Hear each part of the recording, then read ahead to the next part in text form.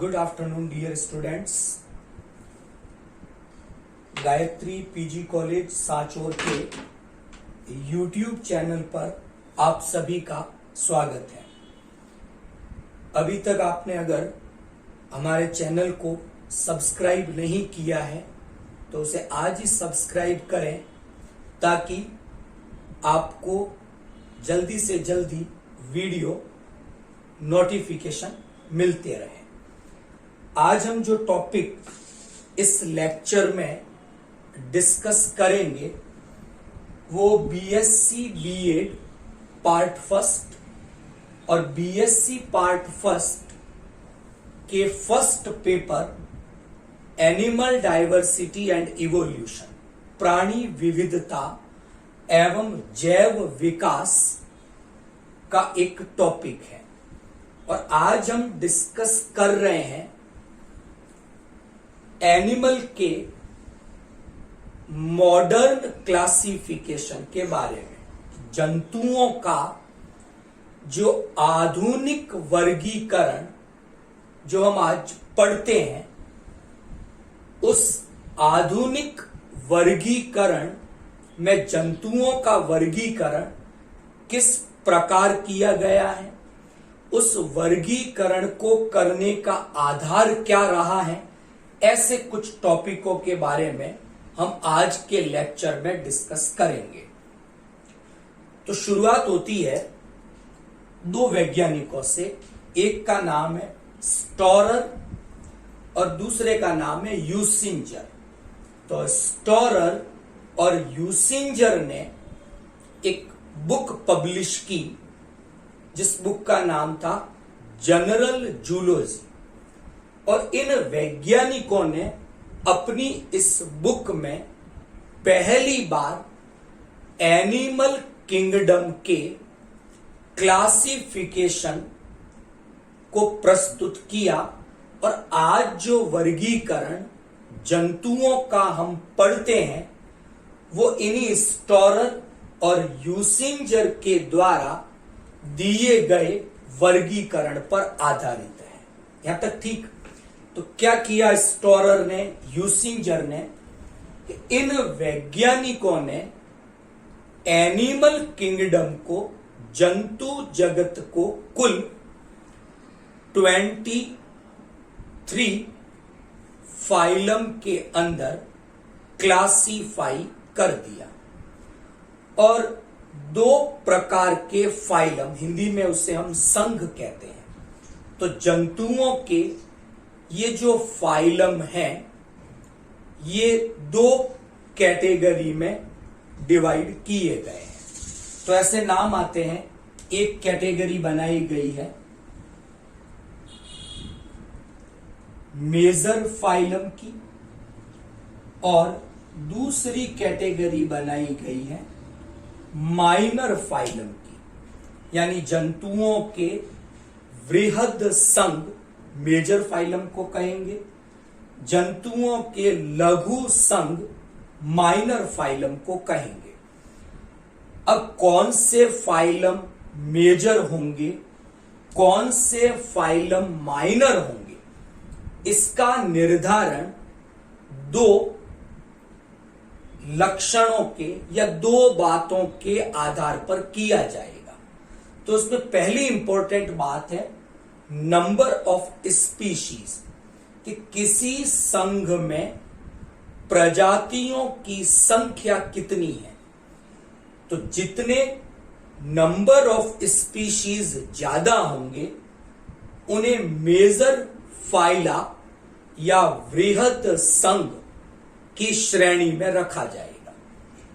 दूसरी ओर अगर किसी संघ में प्रजातियों की संख्या या नंबर ऑफ स्पीशीज कम है तो उन्हें माइनर फाइला या लघु संघ में रखा जाएगा। एक आधार तो ये था। तो अगर हम इस आधार को मानकर चलें तो रोटीफेरा, एक्टोप्रोक्टा, ये दो जो संघ हैं उनमें प्रजातियों की संख्या तो पर्याप्त है, अधिक है, तो वो मेजर या वृहद संघ में रखे जाने चाहिए। जैसे protozoa, porifera, Coelenterata, Annelida, arthropoda, ये सब वृहद संघ है। वैसे ही रोटीफेरा और एक्टोप्रोक्टा इस पहली बात के आधार पर, या इस पहली जो हमने क्वालिटी डिस्कस की, इसके आधार पर ये दोनों भी वृहद संघ है। तो एक सेकंड क्राइटेरिया, एक और बात रखी गई कि केवल वे ही संघ वृहद संघ होंगे या मेजर फाइला होंगे जिनमें प्रजातियों की संख्या ज्यादा होने के साथ साथ कम्युनिटी में, समुदाय में उनका कंट्रीब्यूशन भी ज्यादा होना चाहिए, समुदाय में उनका योगदान भी ज्यादा होना चाहिए। वो एक महत्वपूर्ण भूमिका अपने समुदाय में निभाते हो। तो अगर हम सेकंड क्राइटेरिया को मानकर चलें तो रोटीफेरा और एक्टोप्रोक्टा इन दोनों को लघु संघ में रखा गया।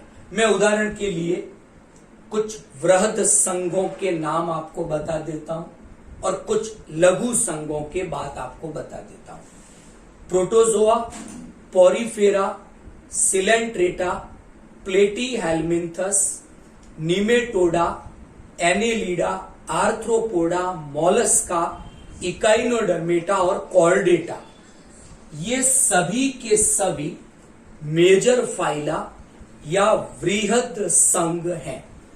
जबकि टीनोफोरा, रोटीफेरा, एक्टोप्रोक्टा, ब्रायोजोआ, ये जितने भी मैंने नाम काम में लिए, इसके अलावा भी और भी खूब सारे हैं, फोरोनीडा, पोगोनोफोरा, ये सब आपके लघु संघ हैं।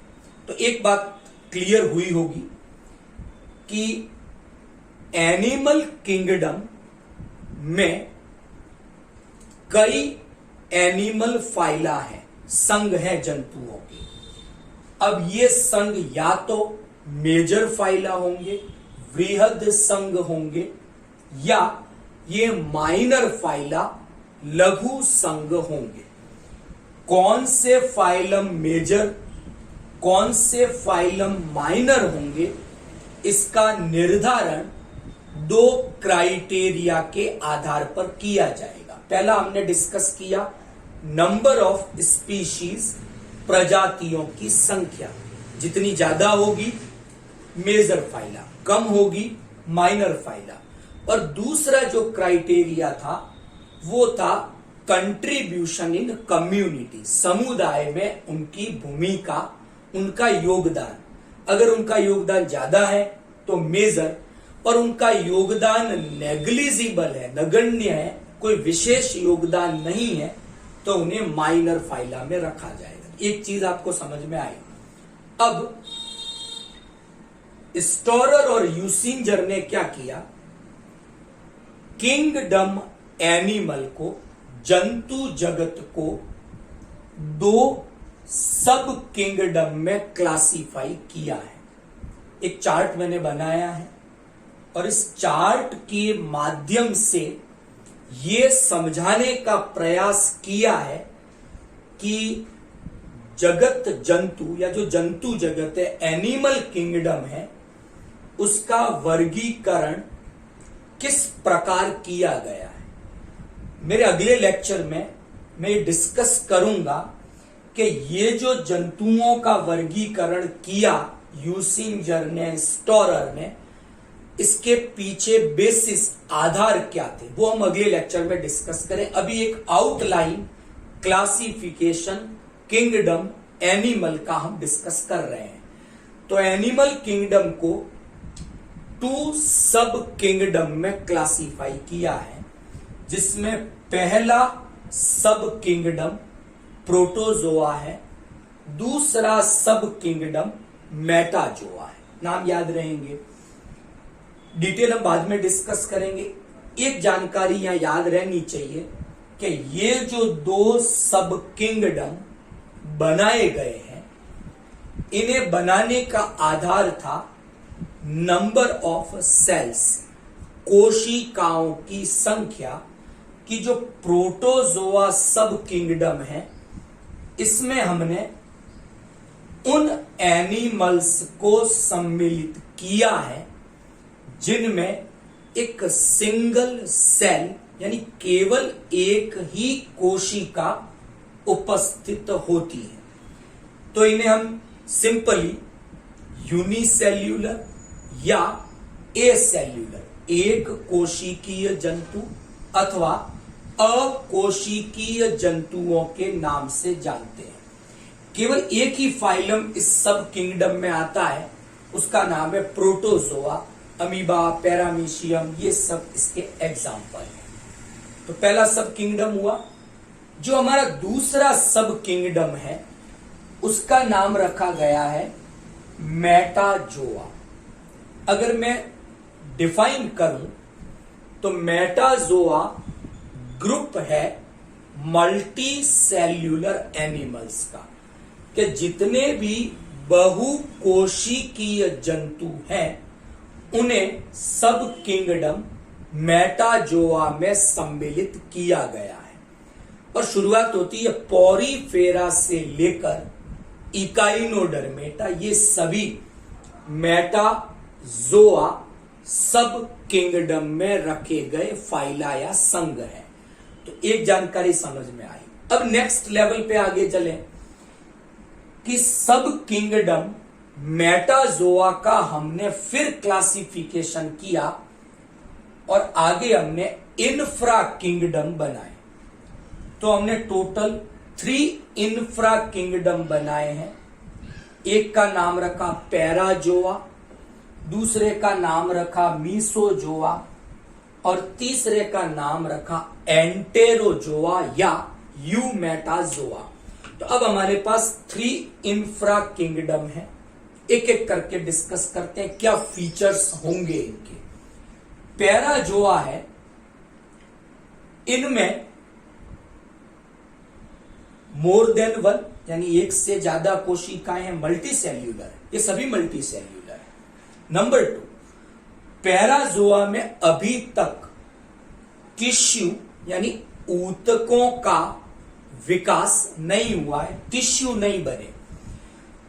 तो इनका जो लेवल ऑफ ऑर्गेनाइजेशन, संगठन का स्तर है, वो सेल्यूलर ग्रेड का कोशिकीय स्तर का संगठन है। अगली बात, पैराजोआ में जो पाचन की क्रिया होती है वो अंतः कोशिकीय, कोशिकाओं के भीतर हो रही है। मतलब इन एनिमल्स में अभी तक डाइजेस्टिव कैविटी, पाचन की जो गुहा है, उसका निर्माण नहीं हुआ। तो इंट्रासेल्यूलर डाइजेशन होगा। केवल एक ही फाइलम है इसमें और उस फाइलम का नाम है पॉरीफेरा। डिटेल डिस्कस करेंगे बाद में। कॉमनली हम उनको स्पंज कहते हैं, तो याद रहेगा। सेकंड इंफ्रा किंगडम है आपका मीसोजोआ। इन्हें हम मिडल एनिमल, कि ये पैराजोआ और यूमेटाजोआ के बीच के हैं, they are called middle animal. तो जो मीसोजोआ है, इनमें भी अभी तक टिश्यू डेवलपमेंट नहीं हुआ, ऊतक नहीं बने हैं। अभी तक पाचन की नली, डाइजेस्टिव कैविटी नहीं बनी है। इसका मतलब इनमें भी पाचन इनके समान अंतः कोशिकीय इंट्रासेल्यूलर प्रकार का होता है। और सबसे इंपॉर्टेंट बात, मीसोजोआ जो इंफ्रा किंगडम है, इसके जो भी एनिमल्स हैं, ये समुद्री अकशेरुकी जंतुओं में एंडोपैरासाइट, अंतः परजीवी के रूप में पाए जाते हैं। तो एक छोटा सा ग्रुप है ये। और लास्ट, थर्ड जो इंफ्रा किंगडम है, उसे यूमेटोजोआ या एंटेरोजोआ के नाम से जाना जाता है। इनमें मल्टीसेल्यूलर है, डाइजेस्टिव कैविटी है, मतलब पाचन इनमें अंतः कोशिकीय भी हो सकता है, कुछ ऐसे एग्जाम्पल भी होंगे। पाचन बाह्य कोशिकीय, एक्स्ट्रा सेल्यूलर, यानी डाइजेस्टिव कैविटी में पाचन की गुहा में भी हो सकता है। तो यूमेटाजोआ इनसे थोड़ा विकसित समूह है। इनमें विभिन्न प्रकार के संगठन के स्तर है। ऊतक स्तर का संगठन हो सकता है इनका, इनके संगठन का स्तर अंग स्तर का हो सकता है, ऑर्गन बन जाए। या फिर सिस्टम तंत्र बन जाए। तो इनमें टिश्यू ग्रेड का लेवल ऑफ ऑर्गेनाइजेशन हो सकता है, ऑर्गन ग्रेड का लेवल ऑफ ऑर्गेनाइजेशन हो सकता है, और सिस्टम ग्रेड का लेवल ऑफ ऑर्गेनाइजेशन हो सकता है। तो अभी तक हमने दो चीजें समझी, सब किंगडम समझे, इंफ्रा किंगडम समझे। नेक्स्ट पार्ट, अब जो इंफ्रा किंगडम यूमेटाजोआ था, एंटेरोजोआ था, उसे हमने फिर क्लासिफाई किया आगे और 2 डिविजन्स बनाए, 2 डिवीजन बने, 2 संवर्ग बने। नाम दिए इनके, एक का नाम हमने दिया रेडिएटा, दूसरे का नाम हमने दिया बाइलेटरिया। बात नाम याद रहेंगे, एक डिवीजन रेडिएटा है, दूसरा डिवीजन बाइलेटरिया। पहले बात करते हैं रेडिएटा की, क्या क्वालिटीज है। नंबर 1 कि जो भी डिवीजन रेडिएटा के मेंबर्स हैं उनमें रेडियल सिमेट्री पाई जाएगी। हिंदी में कहें अरीय सममिति इस डिवीजन के एनिमल्स में मिलती है। अब वो अरीय सममिति क्या है, उनके बारे में अलग से हम एक लेक्चर पूरा डिस्कस करेंगे। तो 2 डिवीजन है, फर्स्ट रेडिएटा, और हमने पहली क्वालिटी डिस्कस की कि जो इस डिवीजन के मेंबर्स हैं उनमें अरीय सममिति या रेडियल सिमेट्री पाई जाती है। बात याद रहेगी, तो इनमें रेडियल सिमेट्री है एक चीज। नंबर 2, जो रेडिएटा के मेंबर हैं ये आपके डिप्लोब्लास्टिक है। डिप्लोब्लास्टिक का मतलब है कि इनमें ओनली 2 जर्म लेयर्स हैं, 2 ही जनन स्तर होते हैं, एक एक्टोडम दूसरा एंडोडम। तो सही रूप से कहे तो एक भ्रूणीय एक्टोडम बाहर की ओर है, भ्रूणीय एंडोडर्म अंदर की ओर है, तो 2 ही जनन स्तर है। तो ये डिप्लोब्लास्टिक द्विकोरक स्तरीय जंतुओं का समूह है रेडिएटा। बात याद रहेगी। तो एक तो अरीय सममिति है इनमें, दूसरा इनमें 2 ही कोरक स्तर, 2 ही जनन स्तर है, एक एक्टोडम एक एंडोडम। रेडिएटा में एक मेजर फाइला को रखा है हमने, वो निडेरिया या सिलेंट्रेटा कहलाता है। एक माइनर फाइला है टीनोफोरा, जिन्हें हम कॉमनली कॉम्ब जेली कहते हैं, वो इस डिवीजन रेडिएटा में रखे गए। अब बात करते हैं अगले डिवीजन की, जिसका नाम है बाइलेटरिया। इस डिवीजन के जो भी एनिमल्स हैं उनमें द्विपार्श्व सममिति बाइलेटरल सिमेट्री पाई जाती है एक चीज। नंबर 2, ये ट्रिप्लोब्लास्टिक है, त्रिकोरक स्तरीय जंतु हैं। इनमें कुल 3 जनन स्तर है, एम्ब्रियोनिक एक्टोडम, बीच में एम्ब्रियोनिक मीजोडम और अंदर एम्ब्रियोनिक एंडोडम। तो जो द्विपार्श्व सममित है, बाइलेटरल सिमेट्रिकल एनिमल्स हैं, प्लस जो ट्रिप्लोब्लास्टिक है, त्रिकोरक स्तरीय है, उनके डिवीजन का नाम बाइलेटरिया डिवीजन है। तो हमने 2 डिवीजन के बारे में डिस्कस किया, एक का नाम रेडिएटा, दूसरे डिवीजन का नाम रखा बाइलेटरिया। यहां तक ठीक। तो आगे हम बात करते हैं प्लेटीहेल्मिन्थेस से अगर शुरू करें तो आगे कॉर्डेटा तक सबके सब बाइलेटरिया डिवीजन में रखे गए हैं। तो रेडिएटा बाइलेटरिया के बारे में हमारा कल का वीडियो रहेगा, उसमें हम रेडियल सिमेट्री, बाइलेटरल सिमेट्री, इन सब के बारे में डिस्कस करेंगे। नेक्स्ट क्या किया कि जो डिवीजन बाइलेटरिया था उसको हमने 1, 2 और 3 सेक्शन में डिवाइड कर दिया। तो 3 सेक्शंस हैं इसमें। एक का नाम है एसिलोमेटा, दूसरे का नाम है स्यूडोसिलोमेटा और तीसरे का नाम है यूसिलोमेटा। तो ये 3 सेक्शन हमने बनाए। फर्स्ट से बात करते एसिलोमेटा।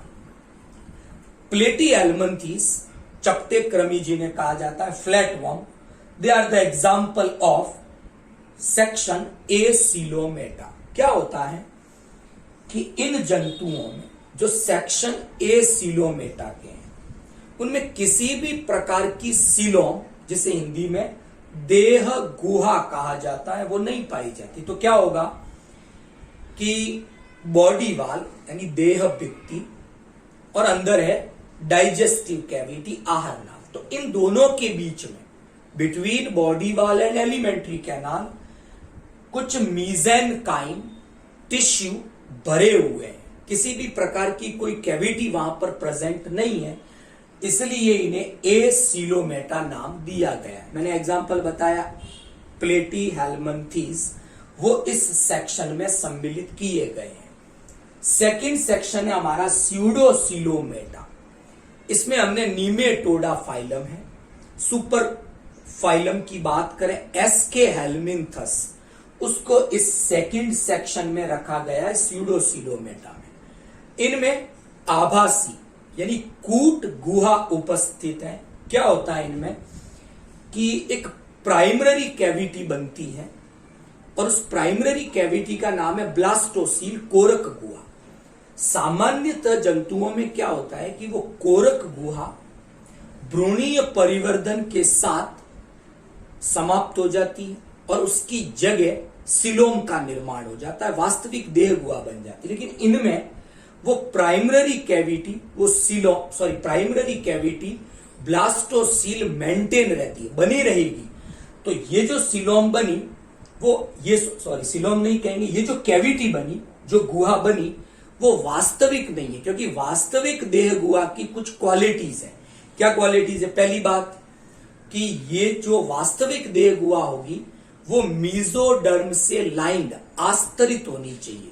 उसके बाहर की तरफ भी मीजोडर्म का आवरण होना चाहिए, अंदर उसके भीतर की तरफ भी मीजोडर्म का आवरण होना चाहिए। दूसरी क्वालिटी कि जो वास्तविक देह गुहा है वो सेकेंडरी कैविटी है, प्राइमरी तो ब्लास्टोसील है, मतलब वो ब्लास्टोसील से नहीं बनी। तीसरी क्वालिटी, जो भी गोनेड्स, जनद है, टेस्टिस, ओवेरी, उन सबका डेवलपमेंट इस सीलोम की वॉल से होना चाहिए। चौथी बात, सीलोम में एक सीलोमिक फ्लूइड, सीलोमिक तरल भरा हुआ होना चाहिए। और पांचवी बात कि जो वास्तविक सीलोम है, वास्तविक देह गुहा है, उसी में उत्सर्जी नलिकाएं खुलती है। तो इसके साथ ऐसा नहीं है। तो नीमेटोडा में एक आभासी या कूट गुहा पाई जाती है, इसलिए इस सेक्शन का नाम रखा गया स्यूडोसिलोमेटा। सिलोम के बारे में हम अलग से एक लेक्चर डिस्कस करेंगे, बड़ा क्वेश्चन बनता है एग्जाम पॉइंट ऑफ व्यू से, तो वहां डिटेल डिस्कस करेंगे। लास्ट जो सेक्शन है हमारा वो है यूसिलोमेटा। इस सेक्शन में उन एनिमल्स को रखा है जिनमें एक वास्तविक देह गुहा, जो मैंने 5 क्वालिटीज बताई, सेकेंडरी कैविटी होनी चाहिए, मीजोडर्म से लाइंड होनी चाहिए, गोनेड यानी जनदों का विकास इसकी भित्ति से होना चाहिए, इसमें सिलोमिक तरल भरा हुआ होना चाहिए, और लास्ट इसी में उत्सर्जी नलिकाएं खुलनी चाहिए।